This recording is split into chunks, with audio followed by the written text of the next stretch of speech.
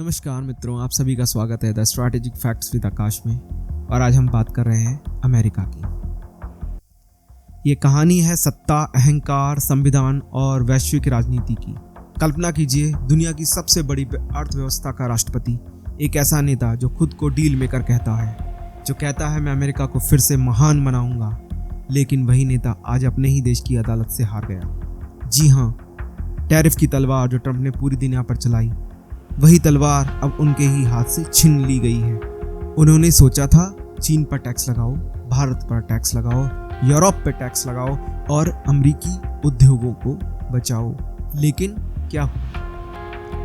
अमेरिकी जनता पर महंगाई का बोझ बढ़ता चला गया, इन्फ्लेशन बढ़ने लगा, राज्य सरकारें परेशान हुई, छोटे व्यापारी टूटने लगे और अंत में मामला पहुंचा कहाँ?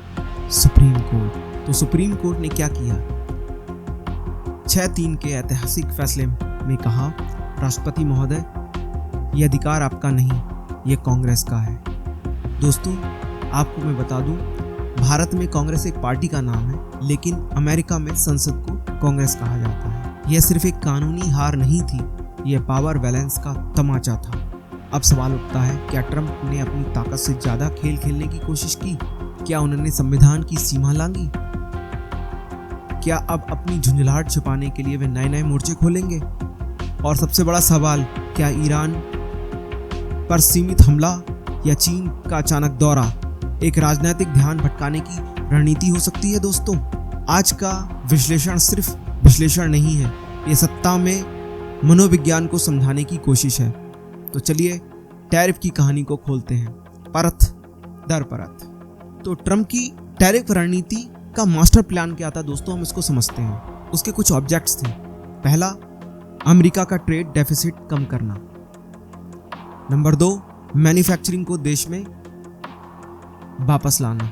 और तीसरा, चीन को आर्थिक रूप से दबाव में लाना। और अब बात करते हैं दूसरे उद्देश्य की, कानूनी आधार। क्या कानूनी आधार है? आपातकालीन आर्थिक शक्तियों का इस्तेमाल, कांग्रेस को बाईपास करने का प्रयास। फिर से बता दूं, कांग्रेस का मतलब है संसद।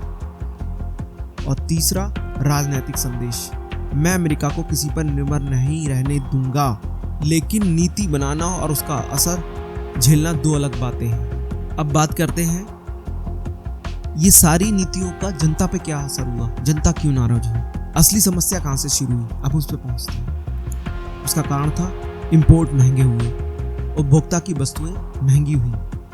दोस्तों, जैसा कि हम पहले से ही जानते हैं कि अमेरिकी जो अर्थव्यवस्था है वो इंपोर्ट पर आधारित अर्थव्यवस्था है।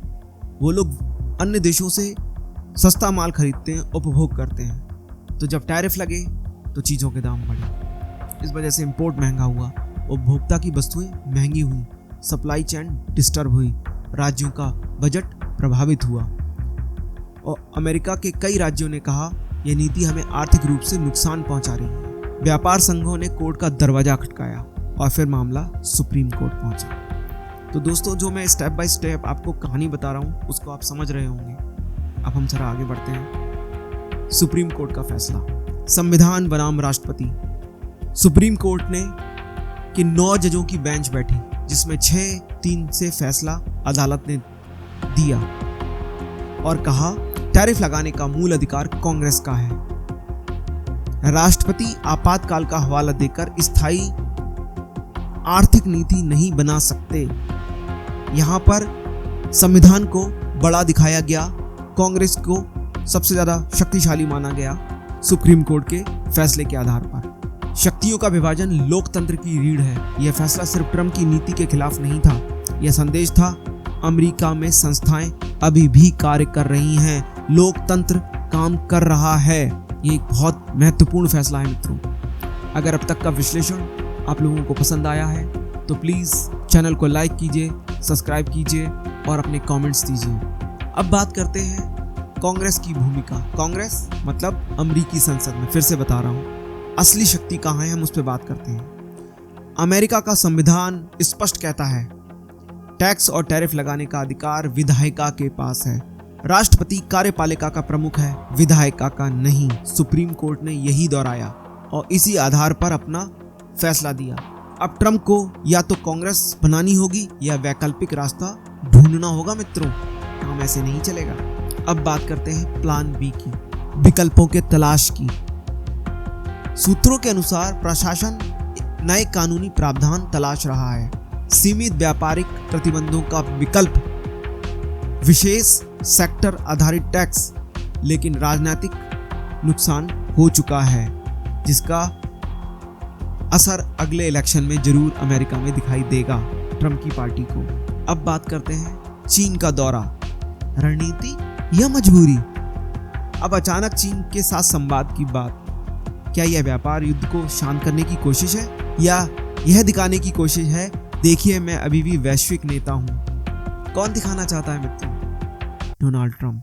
क्योंकि जब घरेलू मोर्चा कमजोर होता है तो नेता अक्सर अंतर्राष्ट्रीय मंच पर ताकत दिखाते हैं और अपनी खोई हुई पहचान को पाने की कोशिश करते हैं। आपने समझा दोस्तों मैं क्या कहना चाह रहा हूं? जब किसी नेता की पहचान डाउन होने लगती है अपने देश के अंदर, ऐसा बहुत बार हो चुका है। चीन इसका सबसे ज्वलंत उदाहरण है।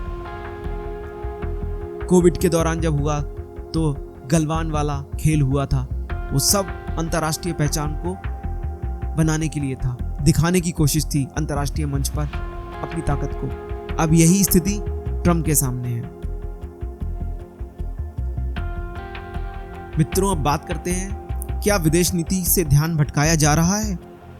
राजनीतिक इतिहास बताता है जब घरेलू संकट बढ़ता है, मैं पहले ही इस बात को क्लियर कर चुका हूं मित्रों आपको, तो कभी कभी नेता बाहरी मुद्दों पर फोकस शिफ्ट करते हैं।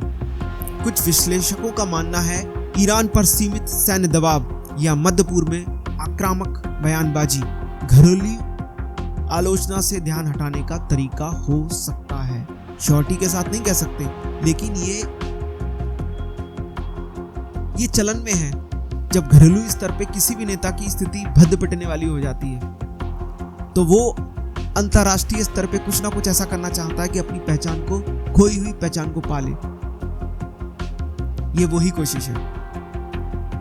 यह आरोप है मित्रों, प्रामाणिक तथ्य नहीं, लेकिन राजनीति में टाइमिंग बहुत कुछ कहती है। तो दोस्तों आज हमने देखा कि कैसे टैरिफ की राजनीति संविधान की दीवार से टकरा गई। ट्रंप ने सोचा था वो वैश्विक व्यापार को अपनी शर्तों पर मोड़ देंगे, लेकिन लोकतंत्र में सत्ता एक व्यक्ति की नहीं होती मित्रों। सुप्रीम कोर्ट ने दिखा दिया कि राष्ट्रपति भी सीमित है, उसकी भी सीमाएं हैं। अब क्या होगा आगे मित्रों? क्या ट्रंप कांग्रेस से समझौता करेंगे? क्या वे नया कानून लाएंगे? क्या चीन के साथ समझौता होगा या अंतर्राष्ट्रीय तनाव बढ़ेगा? और सबसे बड़ा सवाल, क्या यह हार अस्थायी है या उनके राजनीतिक कैरियर का टर्निंग पॉइंट?